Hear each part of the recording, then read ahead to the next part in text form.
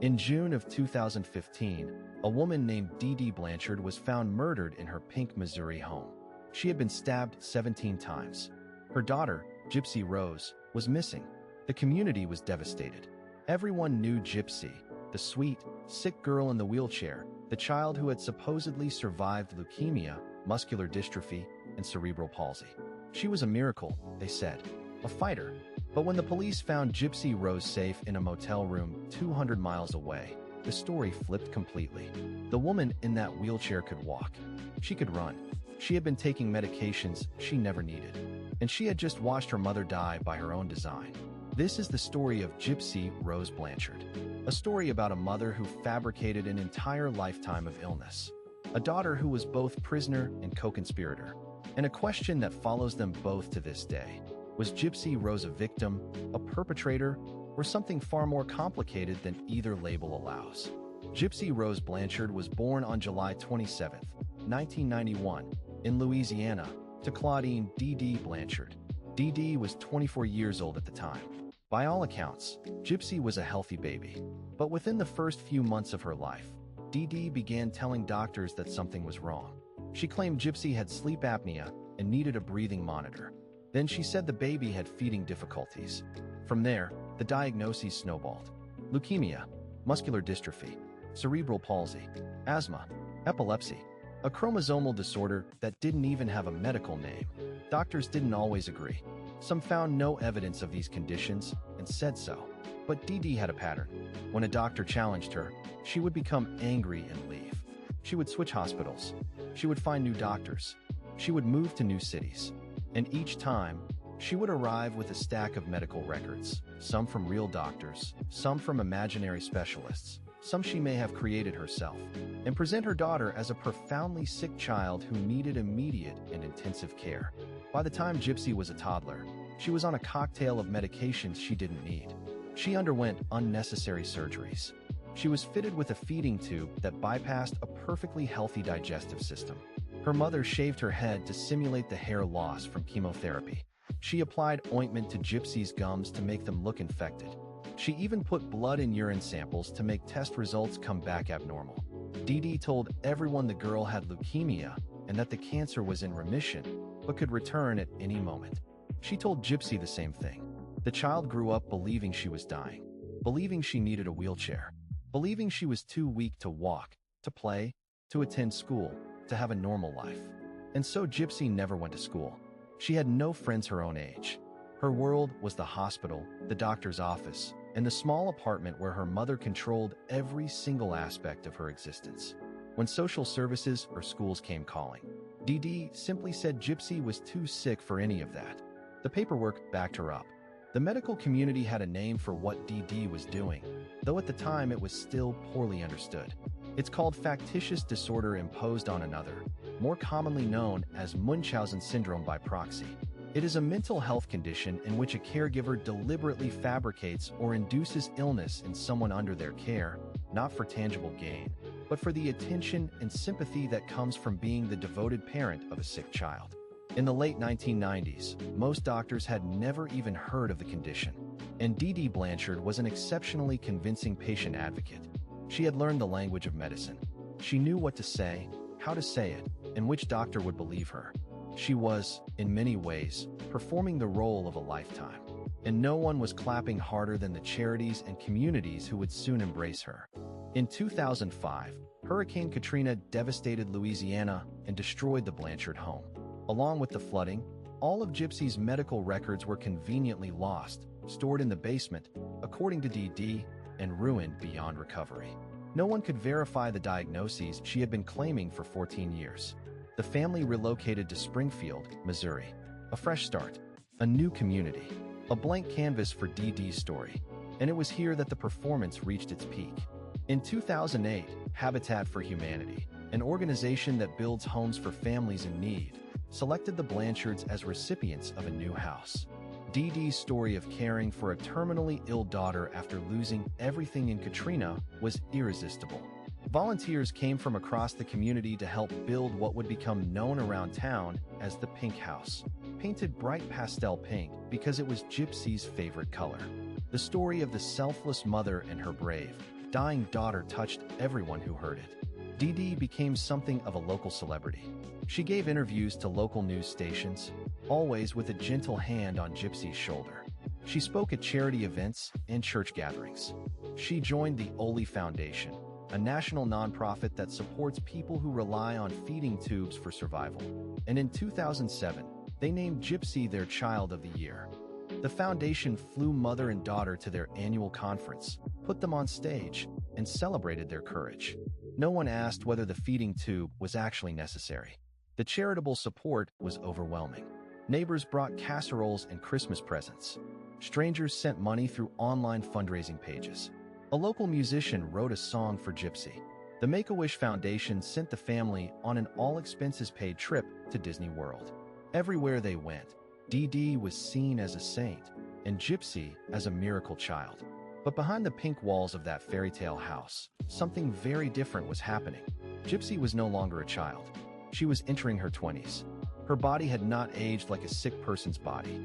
She was fully grown, physically healthy, but her mother still forced her to use a wheelchair whenever they left the house. Still shaved her head every few weeks. Still connected her to a feeding tube that her body did not need. Still whispered to her that she was too fragile, too sick, too dependent to ever survive on her own. Dee Dee controlled every aspect of her daughter's existence. Gypsy had no identification documents, no driver's license, no birth certificate in her possession, no social security card. She wasn't allowed to use the internet without supervision. She wasn't allowed to have friends visit. She wasn't allowed to speak to doctors alone, even when she was 22 years old. Her mother was always there, smiling warmly for the public, but watching Gypsy with the vigilance of a prison guard. In 2009, a doctor finally questioned the narrative. Dr. Bernardo Flasterstein, a neurologist who examined Gypsy at a local hospital, found no evidence of muscular dystrophy. He noticed that Gypsy's muscle development and reflexes were normal. He reviewed her medical history and saw inconsistencies. He reported his concerns to the Missouri Department of Social Services. Child Protective Services opened an investigation. But Dee Dee was ready. She had paperwork. She had receipts for medical equipment. She had letters from other doctors. She had the support of the entire community, who rallied around her when they heard that someone was questioning her story. The case was closed without action. Gypsy later said that was the moment she realized the truth. No one was coming to save her. The system had been given its chance, and it had chosen to believe her mother. From that point on, if Gypsy wanted freedom, she would have to take it herself. While Dee Dee controlled Gypsy's physical world, she could not completely control what happened inside her daughter's mind. And Gypsy, by 2012, had grown into a young woman who was becoming increasingly aware of the deception around her. She knew other kids went to school. She knew other 20-year-olds didn't have their heads shaved by their mothers. She knew something was deeply wrong. In secret, Gypsy began using the internet. When Dee Dee fell asleep, she would creep into the living room, take her mother's laptop, and retreat to her bedroom. She created a Facebook profile under a fake name. She visited chat rooms. She joined a Christian dating website called Cupid.com because it felt safe, religious, wholesome, the kind of place her mother might approve of if she ever found out. And there, she met someone who would change everything. His name was Nicholas Gojon. He was 23 years old, a white man from Wisconsin who still lived with his parents. He had been diagnosed with Asperger's syndrome, a condition on the autism spectrum that made social interaction difficult for him.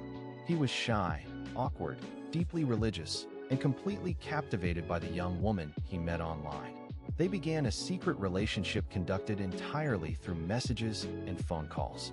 Gypsy told him the truth as she understood it, that she wasn't really sick, that her mother had been lying to everyone for years, that she was being held prisoner in her own home. Nicholas believed every word. He called her his princess. He told her he loved her. He said he would do anything to set her free. Over the next 3 years, their bond intensified. They talked about marriage and running away together. They shared fantasies of a future where Gypsy was healthy and independent. But as the months passed and no escape materialized, their conversations took a darker turn. Gypsy grew more desperate. She had tried to hint at her situation to outsiders before, a doctor here, a neighbor there, but nothing had ever come of it. She began to believe that the only way out was permanent. Together, she and Nicholas began to plan, Dee Dee had to be removed. Not reported, not confronted, removed. Gypsy later testified that she felt trapped. She had tried to run away before. The police had brought her back. The community believed her mother. No doctor would listen. No agency would help. In her mind, there was only one way out. In early 2015, Gypsy and Nicholas made a plan. She would leave the back door unlocked. She would hide a knife. She would give him gloves and duct tape. And on the night of June 9th, 2015, he would come. On the night of June 9th, 2015, Nicholas Gojon drove 9 hours from Wisconsin to Springfield, Missouri.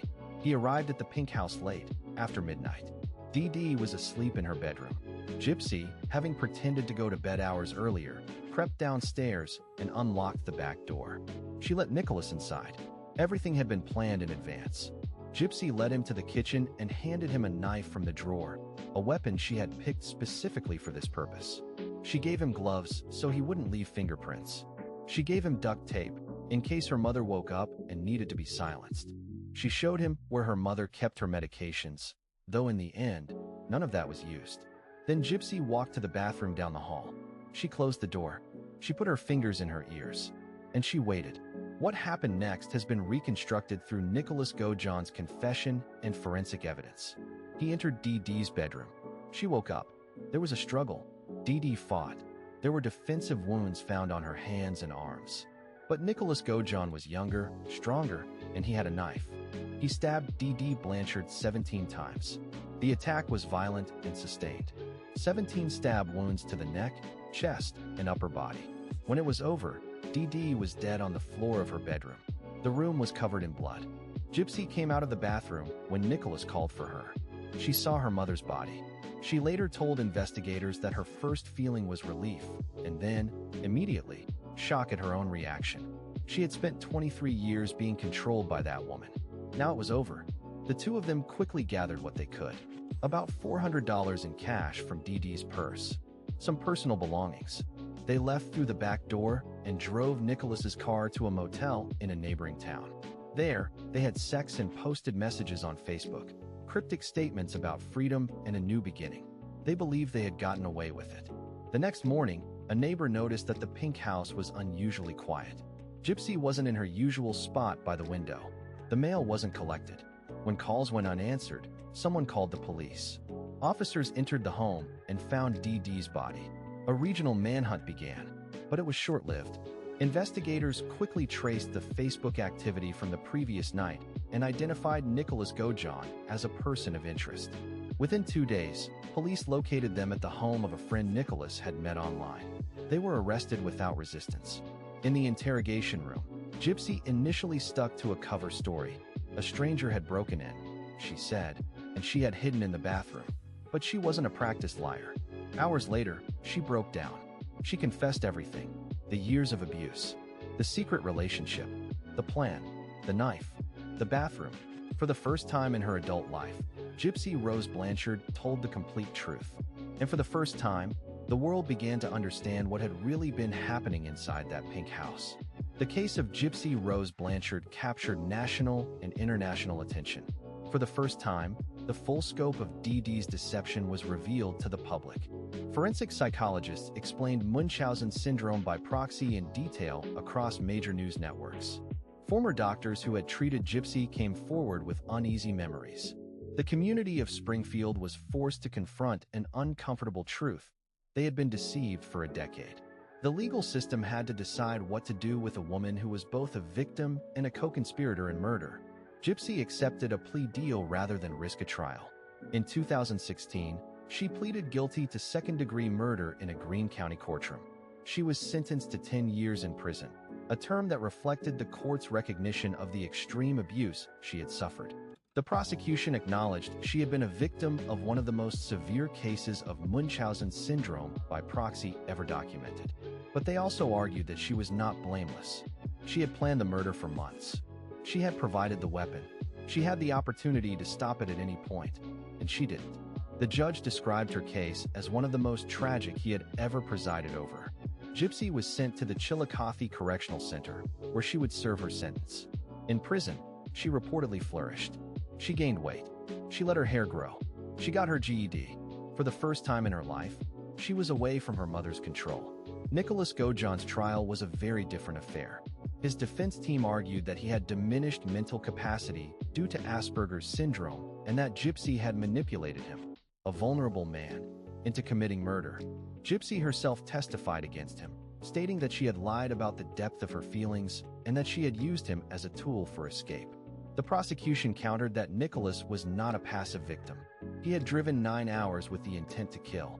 He had carried out 17 stab wounds with force and precision. He had shown no hesitation. In 2018, a jury found Nicholas Gaujon guilty of first-degree murder. He was sentenced to life in prison without the possibility of parole. He is currently incarcerated at the Potosi Correctional Center in Missouri, where he will remain for the rest of his life. The same murder. 2 defendants. 2 radically different outcomes.